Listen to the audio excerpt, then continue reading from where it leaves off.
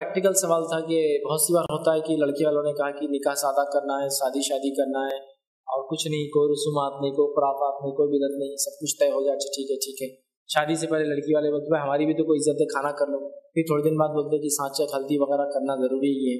इसकी क्या हकीकत है? देखिए, ये दो चीज़ों की वजह से ये काम होता है। दो चीज़ों की वजह से।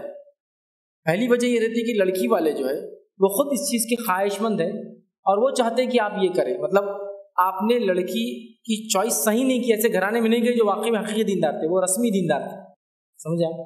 मतलब आप एक ऐसे घराने में चले गए जो रस्मी दीनदार है, तब तो बोले हाँ नहीं करेंगे, लेकिन जब नज़दीक आ रहा शादी की डेट, ये करो वो करो, मतलब वो रस्मी दीनदार है, हकीकी दीनदार नहीं है। जिसके नतीजे में क्या हो रहा है, वो आपको आखिर वक्त में मजबूर करे। आप भी बोला रिश्ता टूटने में उससे अच्छा कर लो, शादी तो हो जा रही ना, बाद में देंगे, शादी तो हो जा रही ना, बाद में देंगे, शादी तो हो जा रही ना, बाद में देखेंगे। एक ये प्रॉब्लम है। सेकंड जो